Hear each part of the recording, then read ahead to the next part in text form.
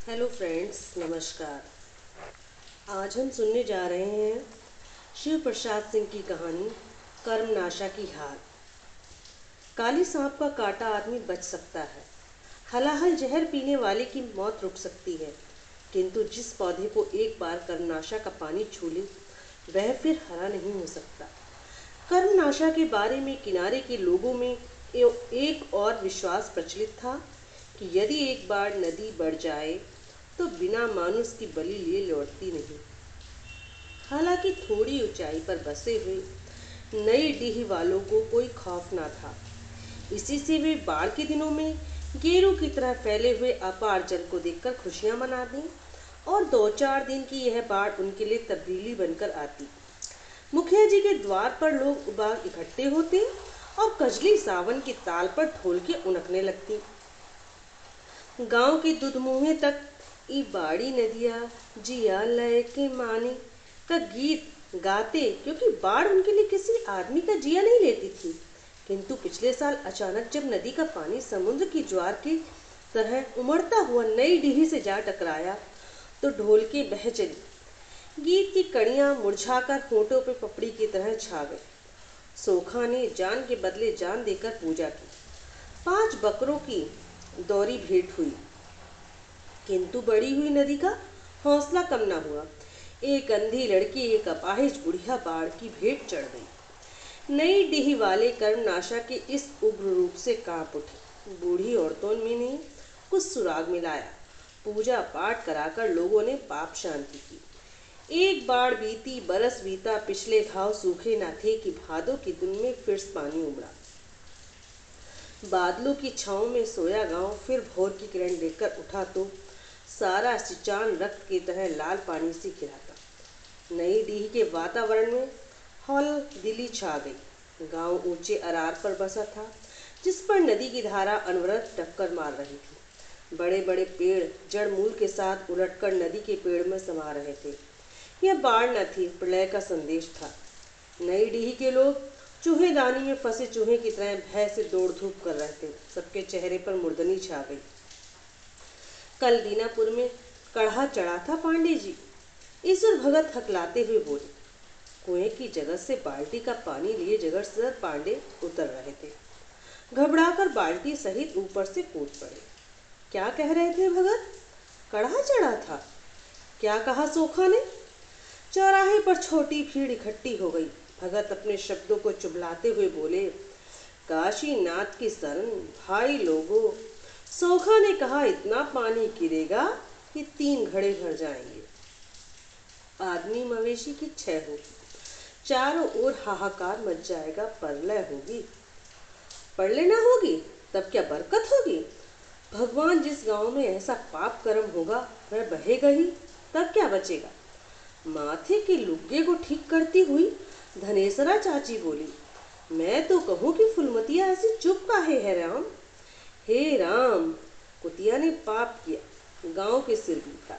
उसकी माई कैसी सतवंती बनती थी। आग लाने गई तो घर में जाने नहीं दिया। मैं तो तभी छनगी ही, हो ना हो दाल में कुछ काला है। आग लगे ऐसी कोख में। 3 दिन की बिटिया और पेट में ऐसी घनघोर दाढ़ी।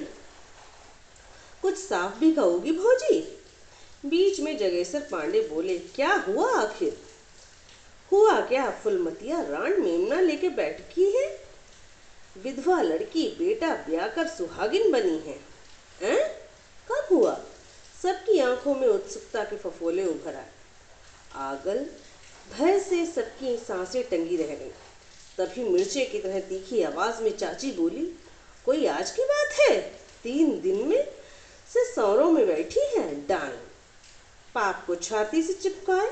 यह भी ना हुआ कि गर्दन मरोड़कर गड्ढे गुच्ची में डाल दे।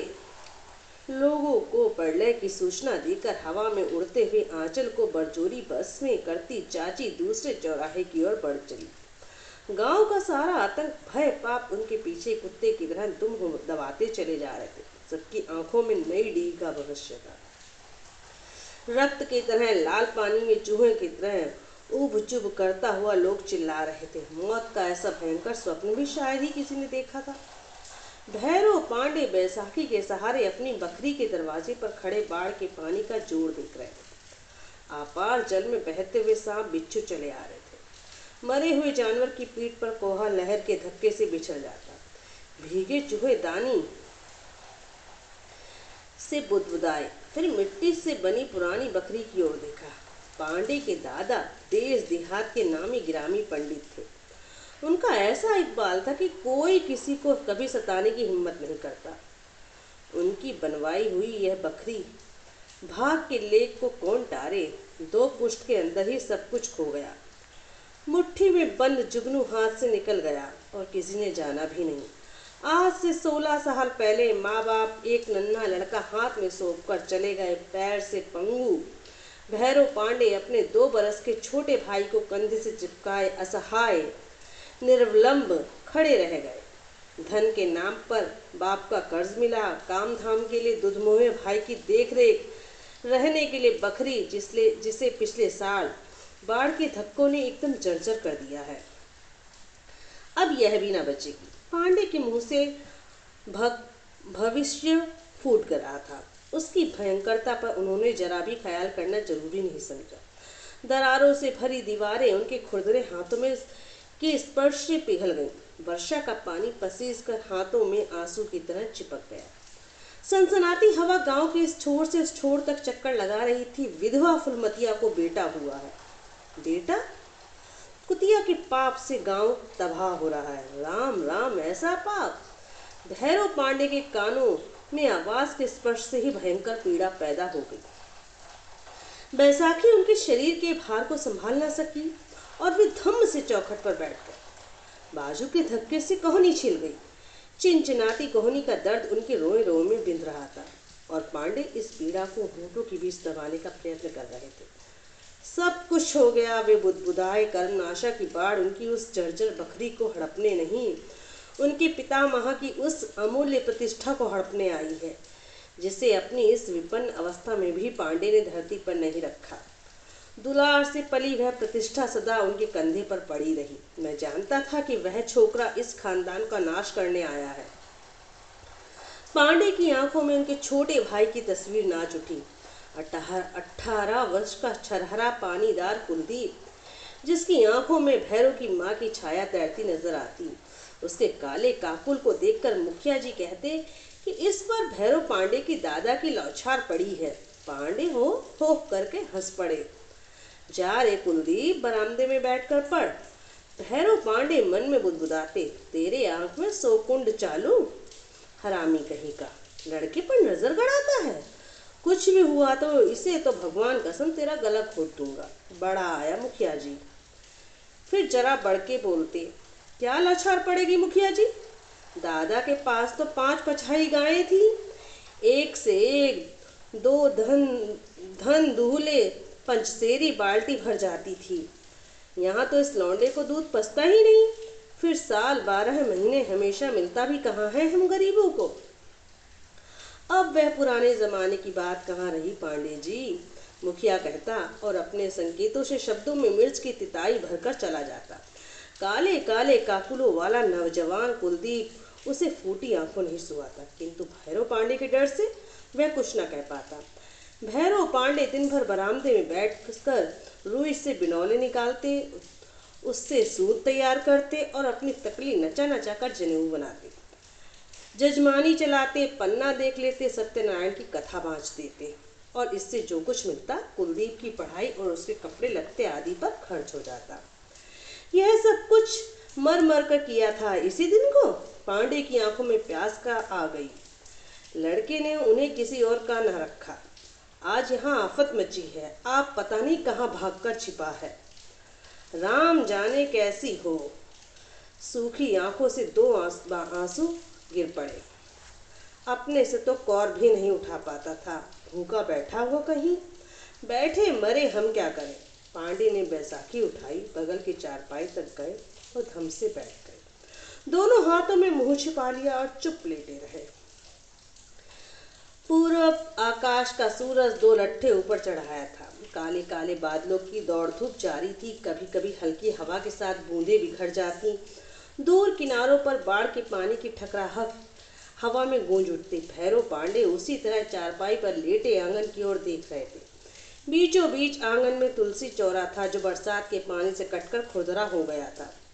पुराने पौधों के नीचे कई मासूम मरकती पत्तियां वाले छोटे छोटे पौधे लहराने लगे थे। वर्षा की बूंदें पुराने पौधे की सख्त पत्तियों पर टकराकर बिखर जाती। टूटी हुई बूंदों की फुहारें धीरे धीरे मासूम पौधों पर फिसल जाती। कितने आनंद मग्न थे वे मासूम पौधे। पांडे की आंखों के सामने कार्तिक की वह शाम भी नाच उठी। 2 बरस पहले की बात होगी। शाम के समय जब वे बरामदे में लेटे थे, फुलमत आई अपनी बाल्टी मांगने। सुबह भैरव पांडे ले आए थे किसी काम से। कुलदीप, जरा भीतर से बाल्टी ला देना, कहा था पांडे ने। सफेद साड़ी में लिपटी लिपटाई गुड़िया की तरह फुलमत आंगन के इसी चोरे के पास आकर खड़ी हो गई थी, और बाल्टी उठाने के लिए जब कुलदीप झुका तो फुलमत भी अपने दोनों हाथों से आंचल का खूंट पकड़कर तुलसी जी की वंदना करने के लिए झुकी थी। कुलदीप के झटके से उठने पर उसकी पीठ टकरा गई। अचानक तब न जाने क्यों दोनों मुस्कुरा उठे। भैरव पांडे क्रोध से तिलमिला उठे। वे गुस्से के मारे चारपाई से उठे तो देखा कुलदीप बाल्टी लिए खड़ा था और फुलमत तुलसी चौरे पर सिर रखकर प्रार्थना कर रही थी। न जाने क्यों पांडे जी की आंखें भर आई। बरसात के दिनों के बाद इस खुरदरे चौरे को उनकी माँ पीली मिट्टी से लेवन से सवार, फिर श्वेत बलुई मिट्टी से पोत कर सफेद कर देती थी। शाम को सूखे हुए चबूतरे पर घी के दीपक जलाकर माथा टेक कर वे लड़कों के मंगल के लिए विनय करती थी। जब वे भी ऐसे ही झुककर आशीर्वाद मांगती, पांडे बगल में चुपचाप खड़े दियों का जलना देखा करते थे। पांडे को सामने खड़ा देख कुलदीप हड़बड़ाया और फुलमत बाल्टी लेकर चुपचाप बाहर चली गई। पांडे के चेहरे पर एक विचित्र भाव था, जिसे संभाल सकने की ताकत उन दोनों के मन में न थी। उन दोनों ने ही भय की कंपन लिए इधर उधर भाग खड़े हुए। बहुत दिनों तक पांडे के चेहरे पर अवसाद का यह भाव बना रहा। कुलदीप डर के मारे उनकी ओर देख ना पाता। ना तो पहले जैसी जिद कर सकने की हिम्मत होती, ना हंसी की कलरव से घर के कोने कोने गुंजान बनाने का साहस। पांडे ने अपने दिल को समझाया, इसी लड़कों का क्षणिक खिलवाड़ समझा। सोचा धरती की छाती कड़ी बड़ी है, ठेस लगते ही सारी गुलाबी पंखुड़ियां बिखर जाएंगी। दोनों को दुनिया का भावताव मालूम हो जाएगा। पांडे के रुख से फुलमत भी सशंक हो गई थी। वह इधर कम ही आती थी। कुलदीप के उठने बैठने पढ़ने लिखने पर पांडे की कड़ी नजर थी। वह किताब खोलकर बैठता तो दिए की टेम में श्वेत वस्त्रों से लिपटी फुलमत खड़ी हो जाती। पुस्तक के पन्ने खुले रह जाते और एकटक दिए की लौ की ओर देखता रह जाता। पांडे को उसकी यह दशा देखकर बड़ा क्रोध आया। वह कुछ कहते नहीं। कुलदीप, एक बार टोक भी दिया था, क्या देखते रहते हो इस तरह, तबीयत तो ठीक है ना? जी, इतना ही कहा था कुलदीप ने और फिर पढ़ने लग गया था। दिए की टेम कुलदीप के चेहरे पर पड़ रही थी, जिसे पीछे घने अंधकार में लेटे पांडे क्रोध, मोह और न जाने कितने प्रकार के भावों के चक्कर में झूल रहे थे। उन्हें फुलमत पर बेहद गुस्सा आता। टीमल मल्लाह की ये विधवा लड़की मेरा घर चौपट करने पर क्यों तुली है? बाप मरा, पति मरा, अब न जाने क्या करेगी, जाने कौन सा मंत्र पढ़ दिया है। यह कबूतर की तरह मुंह फुलाए बैठा रहता है, ना पढ़ता है ना लिखता है, हंसना बोलना खाना सब भूल गया है।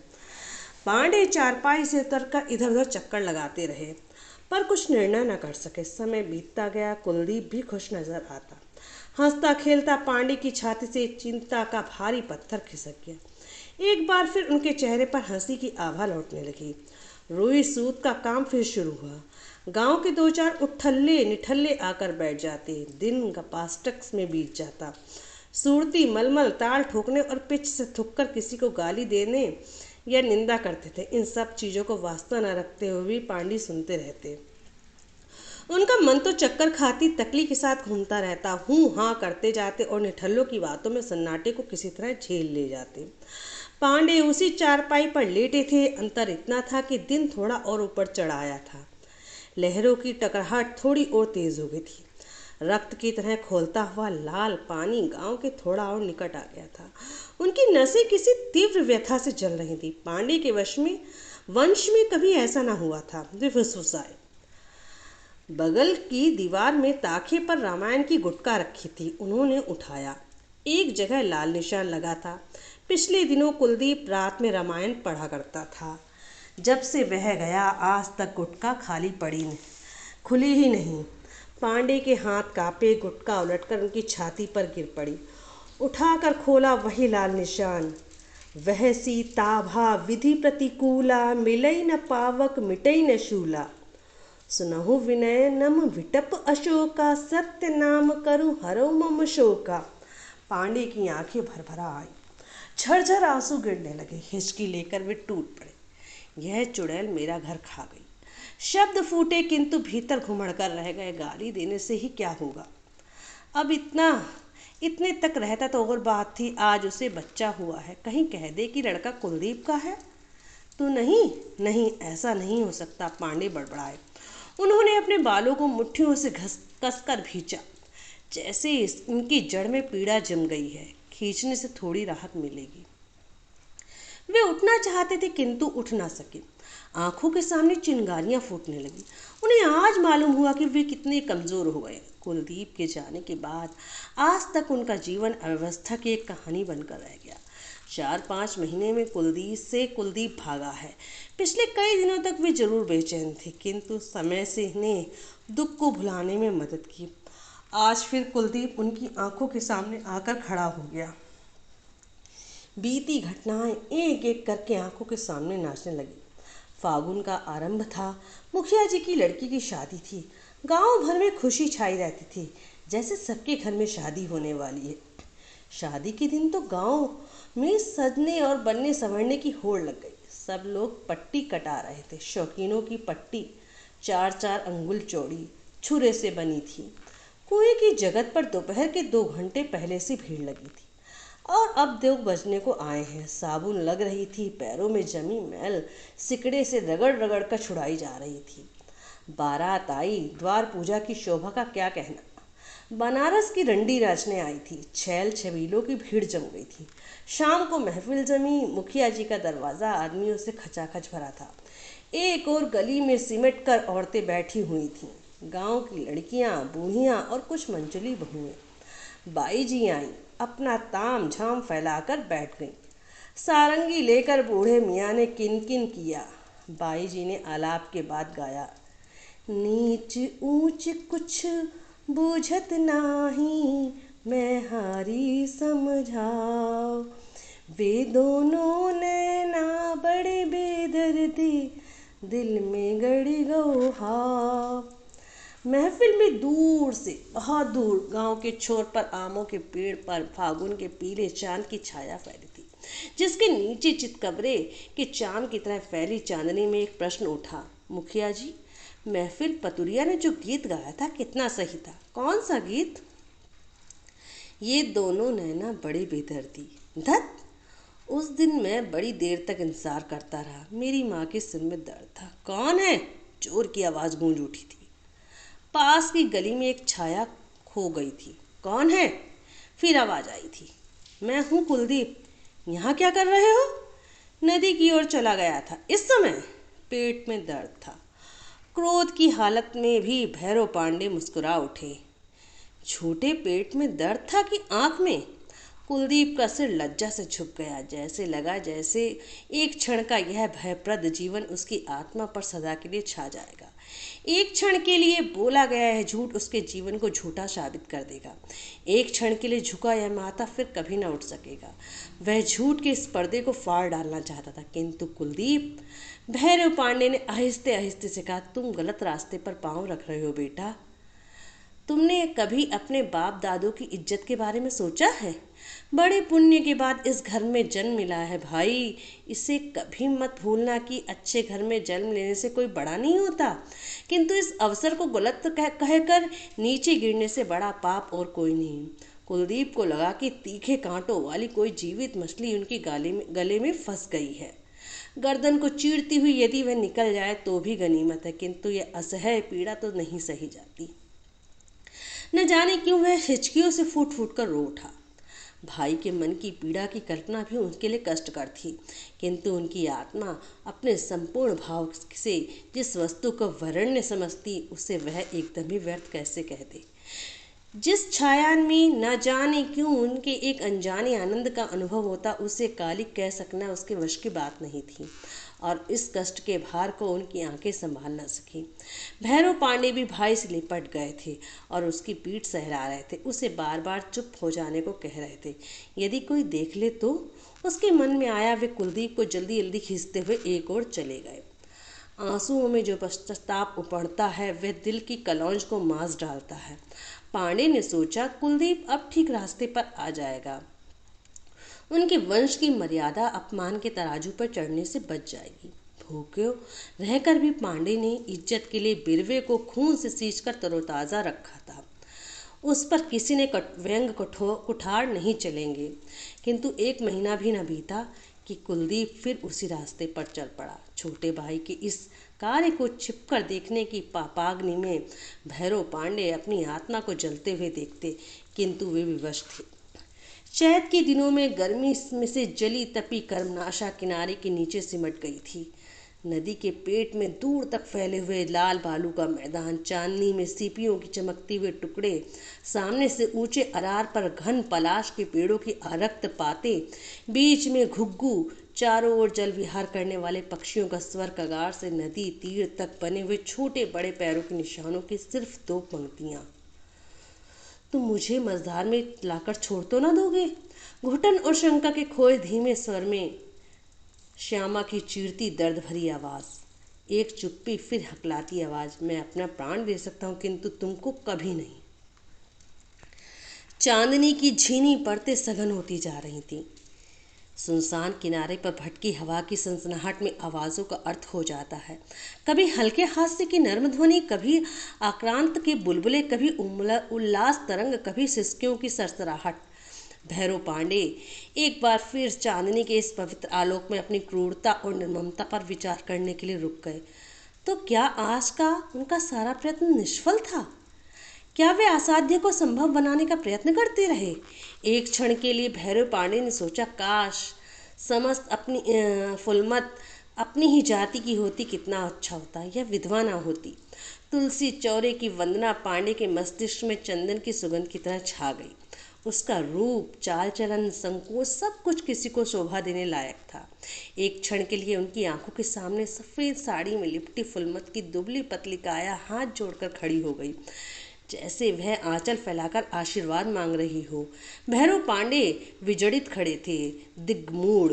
यह असंभव है। पांडे ने बैसाखी संभाली और नीचे की ओर लपके। कुलदीप! बड़ी कर्कश आवाज थी पांडे की। दोनों सिर झुकाए सामने खड़े थे। आज पहली बार पाप की साक्षी में दोनों संकेत दिखाई पड़े। पांडे फिर एक क्षण के लिए चुप हो गए। मैं पूछता हूँ, यह सब क्या है? पांडे चिल्लाए। इतने निर्लज हो तुम दोनों? पांडे बढ़कर आगे आए और फुलमत की ओर मुंह फेर कर बोले, तू इसकी जिंदगी क्यों बिगाड़ना चाहती है? क्या तू नहीं जानती? तू जो चाहती है वह स्वप्न में भी नहीं हो सकता, कभी नहीं। फुलमत चुप थी। पांडे दूने क्रोध में बोले, चुप क्यों है चुड़ैल, बोलती क्यों नहीं? मैं क्यों इनकी जिंदगी बिगाड़ूंगी दादा? वह सहसा एकदम निचुड़ गई। मैंने तो इन्हें कई बार मना किया। कुलदीप! पांडे दहाड़े। सीधे रास्ते पर आ जाओ, अच्छा होगा। तुमने भैरव का प्यार देखा है, क्रोध नहीं। जिन हाथों से मैंने पाल पोस कर बड़ा किया है उसी से तुम्हारा गला घोटते मुझे देर न लगेगी। दादा! कुलदीप हकलाया, हम दोनों। पापी, नीच! भैरव पांडे के हाथों की 5 उंगलियां कुलदीप के चेहरे पर उभर आईं। मैं सोचता था तो ठीक हो जाएगा। पांडे क्रोध से कांप रहे थे, लेकिन नहीं, तू मेरी हत्या करने पर तुल गया है। वे फुलमत की ओर घूमकर चिल्लाए, क्या खड़ी है डायन, भाग नहीं तो तेरा गला घोटकर इसी पानी में फेंक दूंगा। अंधड़ को पीते हुए त्रसित सांप जैसा स्वर, यह सब मैंने क्या किया था? पांडे चारपाई पर घायल सांप की तरह तड़फड़ाते हुए बुदबुदाए। अपनी छाती से सरककर रामायण की गुटका जमीन पर गिर पड़ी और उस पवित्र आराध्य वस्तु को उठाने तक का उन्हें ध्यान न रहा। कुलदीप दूसरे दिन लापता हो गए। पांडे अपनी बैसाखी के सहारे दिन भर गांव गिराव की खाक छानते फिरे, किंतु वह नहीं मिला। थक हार कर पांडे वापस आ गए। बाप दादों की इज्जत की प्रतीक इतनी विशाल बिखरी किसकी दीवारें मुंह दबाए शांत पुजारी की तप की तरह अडिग खड़ी थी, किंतु कितनी सुनसान, डरावनी, निष्प्राण पिंजर की तरह लगती थी वह बकरी। चौखट पर पैर रखते हुए पांडे की आत्मा करहा उठी। चला गया। बैसाखी रखकर पांडे आंगन के कोने में बैठ गए। अब वह कभी न लौटेगा। रात में उन्हें बड़ी देर तक नींद नहीं आई। कुलदीप को बचपन से लेकर आज तक उन्होंने कभी अपनी आंखों की ओट नहीं होने दिया था। छुटपन से लेकर आज तक का खिलाया पिलाया पाला पोसा, और आज लड़का दगा देकर निकल गया। पांडे अधरों की मेड़ के पीछे बिधा हुआ सैलाब को रोकने का असफल प्रयत्न करते रहे। भोर होने में देर थी। उन्नीदी आंखें करवा रही थी, किंतु मन की जलन के आगे उस दर्द का मोल। पांडे उठकर टहलने लगे। सामने की बसवार के भीतर से पूर्वी क्षितिज पर ललछोहा उजास फूटने लगा। गली के मोड़ के कच्चे मकान के भीतर की जात की घर घर गूंज रही थी। एक घुमड़ता गड़गड़ाहट का स्वर उसके पीछे जात वाली की कंठ की व्यथा की एक सुरीली तान टूट टूट कर कौंध उठती थी। मोहे जोगनी बना के कहाँ गईले रे जोगिया।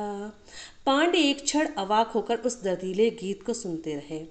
प्यासे भूले भटके थके हुए स्वर पांडे की आत्मा जैसे समान वेदना को पहचान कर उतरने चले जा रहे थे। अब रोने लगी चली है चुड़ैल। पांडे पागल की तरह बड़बड़ाते रहे। रो रो कर मर, मैं क्या करूं। बाढ़ के लाल पानी में सूरज डूब रहा था। पांडे बैसाखी के सहारे आकर दरवाजे पर खड़े हुए नदी की ओर आदमियों की भीड़ खड़ी थी। वे धीरे धीरे उधर ही बढ़े। सामने 3-4 लड़के अरहर की खूंटियां गाड़कर पानी का बढ़ाव नाप रहे थे। क्या कर रहा है छबीला? पांडे बलात् चेहरे पर मुस्कुराहट का भाव लाकर बोले। देखता नहीं लंगड़े, बाढ़ रोक रहे हैं। पांडे मुस्कुराए। जैसा बाप वैसा बेटा। तेरा बाप भी खुटिया गाड़ कर कर्मनाशा की बाढ़ को रोकना चाहता था। यह भीड़ कैसी है रे छबीले? नहीं जानते? फुलमत को नदी में फेंक रहे हैं, उसके बच्चे को भी। उसने पाप किया है। छबीला फिर गंभीर खड़े। पांडे सटकर बोला, क्यों पांडे चाचा, जान लेकर बाढ़ उतर जाती है ना? हाँ हाँ। पांडे आगे बढ़ा। बोतल की टीप खुल गई थी। पांडे के मन में भयानक प्रेत खड़ा हो गया। चलो ना रहेगा बांस और ना बजेगी बांसुरी। चली थी पांडे के वंश में कालिक पोतने। अच्छा ही हुआ कि छोकरा भी आज नहीं है। फुलमत अपने बच्चे को छाती से चिपकाए टूटते हुए अरार पर एक नीम के तने से सटकर खड़ी थी। उसकी बूढ़ी माँ जार बेजार हो रही थी, किंतु आज जैसे मनुष्य ने पसीजना छोड़ दिया था। अपने अपने प्राणों का मोह इन्हें पशु से भी नीचे उतार चुका था। कोई इस अन्याय के विरुद्ध बोलने की हिम्मत नहीं करता था। कर्मनाशा को प्राणों की बलि चाहिए। बिना प्राणों की बलि के लिए बाढ़ नहीं उतरेगी। फिर उसी की बलि क्यों न दी जाए जिसने पाप किया? 5 साल जान के बदले जान दी गई, पर कर्मनाशा 2 बलि लेकर ही मानी। त्रिशुंक के पाप की लहरें किनारों पर सांस की तरह फुफकार मार रही थीं। आज मुखिया का विरोध करने का किसी ने साहस न था। उसके नीचता के कार्यों का ऐसा समर्थन कभी ना हुआ था। पता नहीं किस बैर का बदला ले रहे हैं बेचारी से। भीड़ में कई इस तरह के से सोच रहे थे। ऐसा तो कभी नहीं हुआ था, किंतु कौन बोले, सब मुंह सिए खड़े थे। तुम्हारी क्या राय है भैरव पांडे? मुखिया बोले। सारे गांव ने फैसला दिया है, एक के पाप के लिए सारे गांव को मौत के मुंह में नहीं झोंक सकते। जिसने पाप किया उसका दंड भी वही भोगे। एक विभत्स सन्नाटा। पांडे ने आकाश की ओर देखा। आगे बढ़े। फुलमत भय से चिल्ला उठी। पांडे ने बच्चे को उसकी गोद से छीन लिया। मेरी राय पूछते हो मुखिया जी? तो सुनो। कर्मनाशा की बाढ़ तुधमुहे बच्चे और अबला की बलि से नहीं रुकेगी। इसके लिए तुम्हें पसीना बहाकर बांधों को ठीक कराना होगा। कुलदीप कायर हो सकता है, वह अपने बहू बच्चे को छोड़कर भाग सकता है, किंतु मैं कायर नहीं हूँ। मेरे जीते जी उसकी माँ और उस बच्चे का कोई भी बाली और बाका नहीं कर सकता, समझे? तो यह है बूढ़े पांडे की बहू? मुखिया व्यंग से बोला। पाप का फल तो भोगना ही होगा पांडे जी, समाज का दंड तो झेलना ही होगा। जरूर भोगना होगा मुखिया जी। मैं आपके समाज को कर्मनाशा से कम नहीं समझता, किंतु मैं एक एक पाप गिनाने लगूं तो यहाँ खड़े सारे लोगों को परिवार समेत कर्मनाशा के पेट में जाना पड़ेगा। कोई तैयार है जाने को? लोग अवाक खड़े पांडे को देख रहे थे। जो अपने कंधे से छोटे बच्चे को चिपकाए अपनी बैसाखी के सहारे खड़े थे। पत्थर की विशाल मूर्ति की तरह उन्नत, प्रशस्त, अटल, करुणाशा के लाल पानी में सूरज डूब रहा था, जिन उद्यत लहरों की चपेट में आकर बड़े बड़े विशाल पीपल के पेड़ धराशायी हो गए थे। वे एक टूटे नीम के पेड़ से टकरा रही थी। सूखी जड़ें जैसे सख्त चट्टान की तरह अडिग थी। लहरें टूट टूट कर पछाड़ खाकर गिर रही थी, स्थिर, थकी और पराजित। इस प्रकार इस कहानी का समापन हुआ।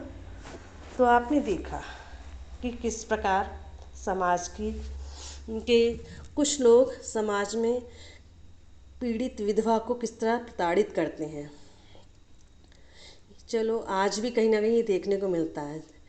लेकिन अगर आपको मेरी कहानियाँ पसंद आ रही हैं तो प्लीज़ मेरे चैनल को सब्सक्राइब, लाइक, कमेंट, शेयर ज़रूर करें। आपने अपना कितना कीमती वक्त मुझे दिया, इसके लिए आपका बहुत बहुत धन्यवाद।